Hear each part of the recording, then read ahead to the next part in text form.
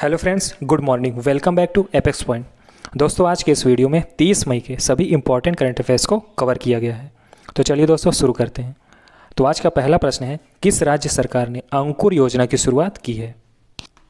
तो आंसर होगा option number A, Madhya Pradesh सरकार ने हाल ही में अंकुर योजना की शुरुआत की है। तो ऑप्शन आपका ये सही होगा। मध्य प्रदेश राज्य के वर्तमान मुख्यमंत्री शिवराज सिंह चौहान ने मानसून में पेड़ों को लगाने के उद्देश्य से अंकुर योजना की शुरुआत की है।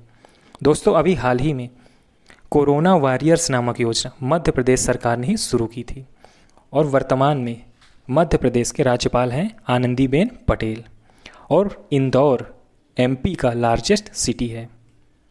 दोस्तों, मध्य प्रदेश से ही 16 राज्यों को अलग करके छत्तीसगढ़ राज्य का गठन किया गया था और वर्तमान में मध्य प्रदेश में लोकसभा की 29 सीटें हैं और राज्यसभा की 11 सीटें हैं।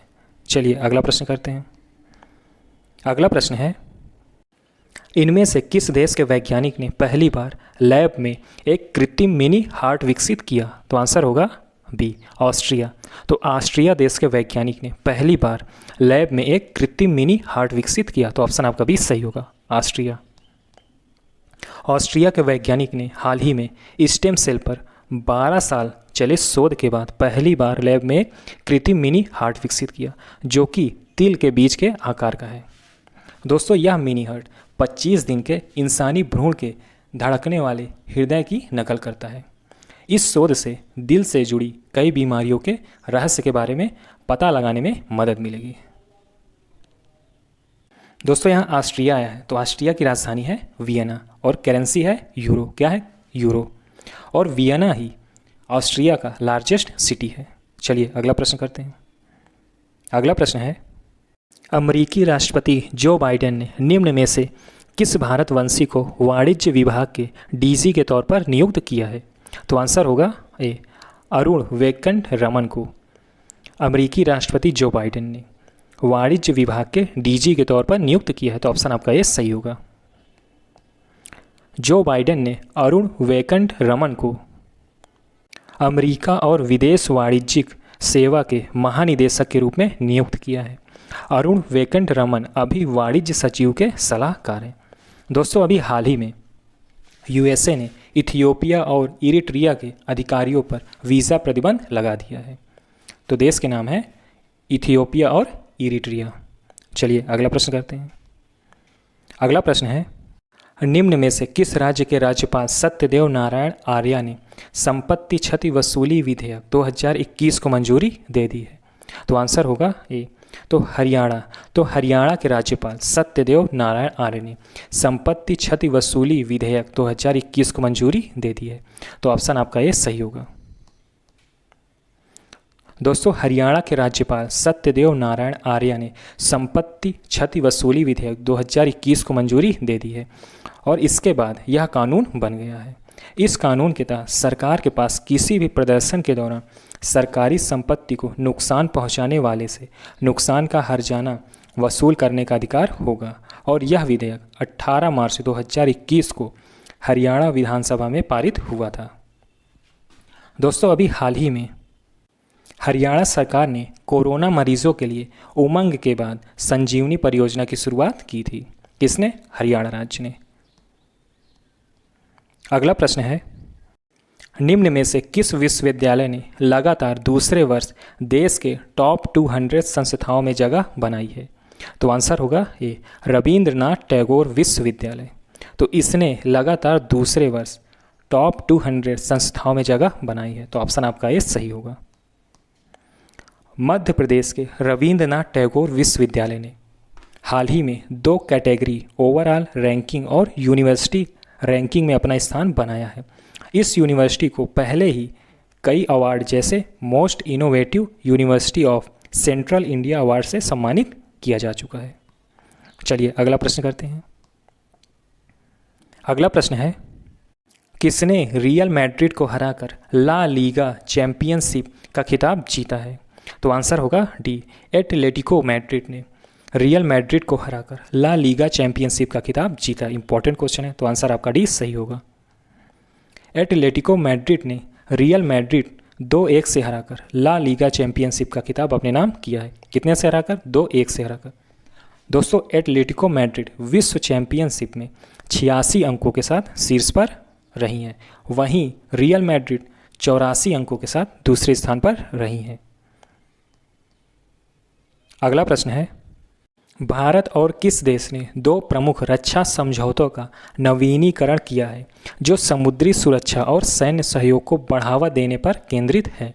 तो आंसर होगा बी, यानी ओमान। तो भारत और ओमान ने 2 प्रमुख रक्षा समझौतों का नवीनीकरण किया है जो समुद्री सुरक्षा और सैन्य सहयोग को बढ़ावा देने पर केंद्रित है। तो ऑप्शन आपका भी सही होगा। ओमान खाड़ी क्षेत्र में भारत का सबसे पुराना रणनीतिक साझेदार है। इस समुद्री समझौते ने भारत को पश्चिमी और दक्षिणी हिंद महासागर, फारस की खाड़ी और पूर्वी अफ्रीका में अपने प्रभाव का विस्तार करने में सक्षम बनाया है। यह पहला ऐसा समझौता था जिस पर भारत ने किसी खाड़ी देश के साथ हस्ताक्षर किए थे। दोस्तों ओमान, तो ओमान की राजधानी मस्कट है और मुद्रा है रियाल। क्या है? रियाल। दोस्तों ओमान, तो ओमान को 1651 में पुर्तगाल से स्वतंत्रता मिली। कब? 1651 में। अगला प्रश्न है, हाल ही में समाचारों में देखा गया A76 हिमखंड कहाँ स्थित है? तो आंसर होगा सी, अंटार्कटिका में। तो A76 हिमखंड आपका अंटार्कटिका में स्थित है। दोस्तों यह हिमखंड अभी हाल ही में टूटकर अलग हो गया था। तो A76 हिमखंड अब वेडेल सागर पर तैर रहा है जो पश्चिमी अंटार्कटिका में एक बड़ी खाड़ी है। हिमखंड तो यह 170 किलोमीटर लंबा और 25 किलोमीटर चौड़ा है। इसे कोपरनिकस सेंटिनल नामक एक यूरोपीय अंतरिक्ष एजेंसी उपग्रह द्वारा देखा गया था। तो ये पॉइंट नोट कीजिएगा। दोस्तों भारत का पहला अंटार्कटिका में बेस दक्षिण गंगोत्री बना है। कौन सा? दक्षिण गंगोत्री। और इसे कब बना था? तो 1983 में। कब बना था? 1983।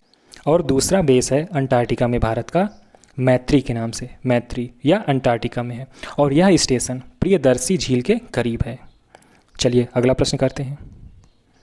अगला प्रश्न है, हाल ही में निम्न में से किसने सूर्य की सतह पर पहले सौर विस्फोट के दृश्य को कैद किया? तो आंसर होगा ए, सौर आर्बिटर अर्थात कृत्रिम उपग्रह ने सूर्य की सतह पर पहले सौर विस्फोट के दृश्य को कैद किया। तो ऑप्शन आपका ये सही होगा। सौर आर्बिटर अर्थात कृत्रिम उपग्रह यूरोपीय अंतरिक्ष एजेंसी ESA और नासा द्वारा संयुक्त रूप से चलाए जा रहे एक मिशन जिसे नासा ESA सौर आर्बिटर अंतरिक्ष यान के रूप में भी जाना जाता है, जिसने सूर्य की सतह पर पहले सौर विस्फोट के दृश्य को कैद किया है। इसको कोरोनल मास इंजेक्शन के रूप में भी जाना जाता है। दोस्तों इस सौर आर्बिटर को फरवरी 2020 में United launch alliance Atlas V rocket पर केप कैनावेरल से लॉन्च किया गया था। कहाँ से? केप कैनावेरल से लॉन्च किया गया था। चलिए अगला प्रश्न करते हैं। अगला प्रश्न है, अनातोले कोलिनेट माकोसो को किस देश का नया प्रधानमंत्री नियुक्त किया गया?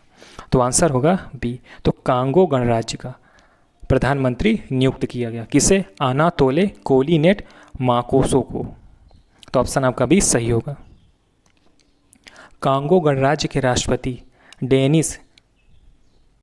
डेनिस ससौ नेगुएसो ने अनातोले कोलिनेट माकोसो को देश का प्रधानमंत्री नियुक्त किया। इस नियुक्ति से पहले माकोसो मध्य अफ्रीकी देश के शिक्षा मंत्री थे। ये 2011 से 16 तक युवा और नागरिक शिक्षा मंत्री भी रहे हैं। दोस्तों कांगो गणराज्य, तो इसकी राजधानी है ब्राज़ाविल। क्या है? ब्राज़ाविल। और राष्ट्रपति कौन है? डेनिस सासो। तो दोस्तों ये था हमारा लास्ट प्रश्न। आपको वीडियो कैसा लगा कमेंट करके ज़रूर बताइएगा और दोस्तों चैनल को प्लीज़ सब्सक्राइब जरूर कर लीजिएगा। ओके दोस्तों, मिलते हैं नेक्स्ट वीडियो में। Good luck.